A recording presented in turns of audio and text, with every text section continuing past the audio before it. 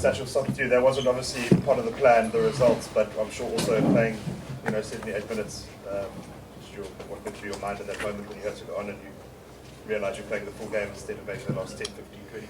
Yeah, I was just needed to do my job and came in the second minute. It's more unlikely than usual for it to come so early, but it is what it is. And just a great privilege to play for so long on a field with great players around me and a proper test match rugby experience. So extremely happy to be out there, but obviously the result isn't what we wanted, so it doesn't really mean much to me. Did you feel like you grew into it more as the game went on? I mean, quite an impactful second half showing from yourself with those breaks that really changed the momentum of the match. Yeah, it's obviously quite intimidating coming out so early, but like you said, that second half I kind of felt like I eased into it a bit more. Rassie spoke to us at halftime about what he wanted, and I kind of just thought that's what I needed to do. So eased into the game, I guess, but still a few costly errors. So.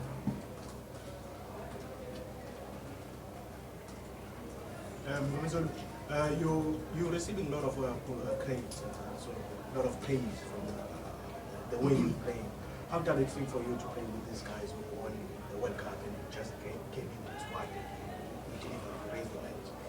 Yeah, like I said, I'm playing with double champs right now. Guys that really have taken this flag forward. So it's a bit cliche, but it's a privilege for me to play with them, and opportunities like today don't come every day. So I'm extremely grateful for it, and just to be surrounded by such elite athletes and elite competitors, that's what I want going forward. Ox, Sia spoke about the pain of you guys falling short in terms of winning the series. Is it the same feeling with the rest of the team? Yeah, I think so. Definitely wanted to go 2 out of 2. We disappointed, and to lose like that is never a good feeling. And Scrum were not functioning as well. Sorry? What do you think about the result of that? I mean, the Scrum were not functioning as it was last week. They weren't functioning compared to last week. Yeah. Okay. Next question. Yeah.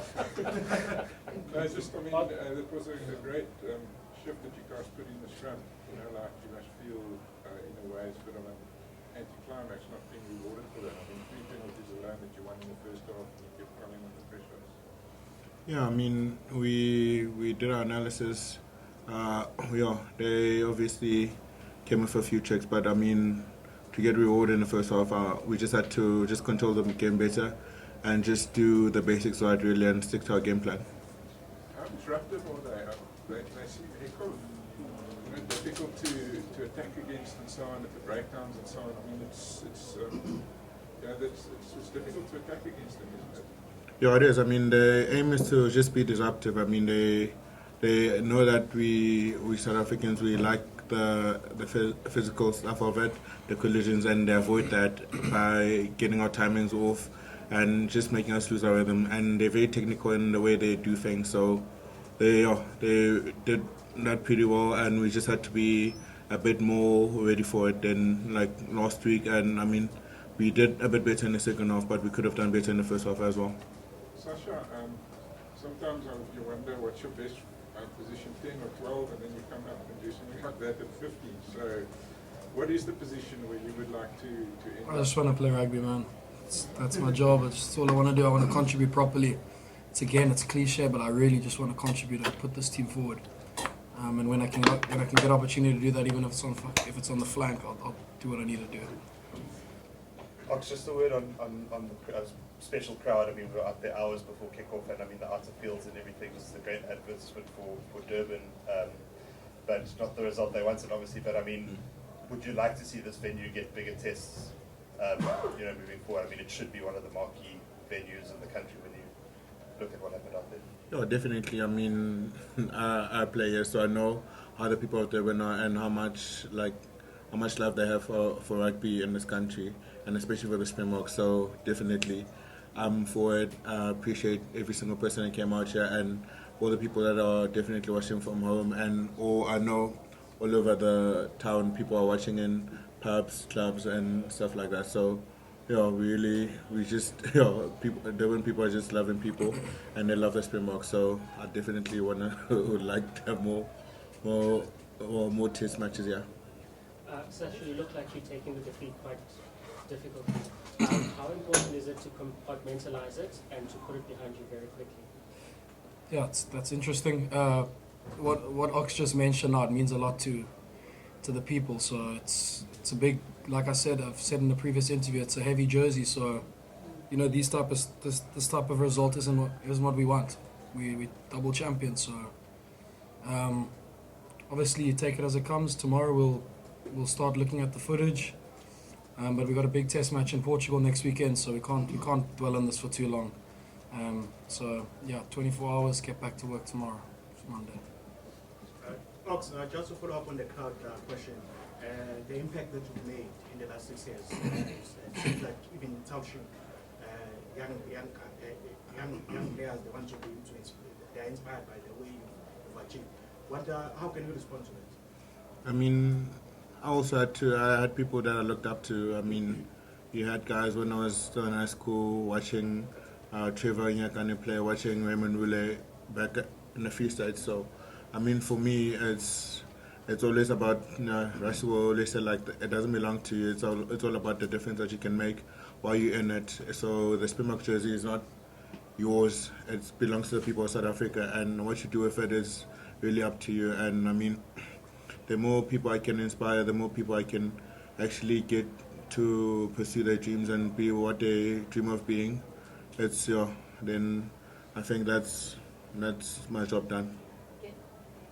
Ox, last week, first half was a very different affair to tonight. Last week, you guys were very dominant in that first half, and both Rassi and Sia spoke earlier tonight about how in that first half it's like Ireland had more intensity in the collisions, just a bit more physicality than you guys. I mean, can you put your finger on why that would happen, or was it just there's some nights like that where? Well, I can't really put my finger on it because they just had better plans. They were just more up for it than we were. I think personally, because I mean, we played like that in the first half, and in the second half, all of a sudden we're back to where I think as a Springbok team we should be all the time. So I think it's just a mental shift that we just had to make early on in the game and from the beginning of the game actually. So yeah, they just came out more prepared than we were. Is that a question at the back or? I was asking if you can repeat the top answer. We just had a technical issue about him starting for the Springboks for the first time. The question about the people that he looks up to and inspires. When he started for the Springboks. Just the top answer from the. Do you remember? Sacha or Ox? Sacha. Me? Yes, sorry about that. I'm sorry, brother. I don't know when that question. Guys, we've got Sorry, 3 minutes, bro. so please can we take another 2 or 3 questions? Ox, it's 1-1 series. Do you think that if we have it was maybe 3 games of the series, it would be better maybe to put this noise out, Ireland at the players? I mean, I'm sure you know what I'm talking about. And it would be beautiful to have 3-game series instead of 2. I think for us personally, we from last year we knew we were going to play them twice, and our goal was to beat them twice out of 2 times. So whether it was a 3-match series or 2-match series, point is that we didn't beat them twice. So I think it really doesn't matter for us because our aim was to beat them twice and we couldn't do that. So we'll just take the draw, I guess. Okay, 1 question. Sacha, I mean, you speak about the privilege of wearing this jersey and also how heavy it is. I mean, it's only been 3 games for you, but do you feel at home at test level? What do you say? It's definitely a step up. So I've got a lot of work to do to be at home at test level.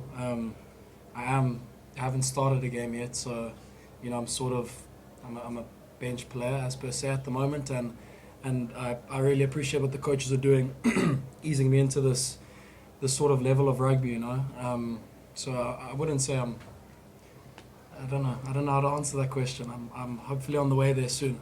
I'm working hard with the coaches and they put full faith in me, and hopefully the results will come and I'll be good for Test rugby soon. Adnan, last question. Sacha, just on that, you've got all the skills. In which areas of the play do you think you can improve? I think just experience will help a lot of my sort of weak areas of my game. Just judgment, what to do at the back, when to do it, how to communicate properly.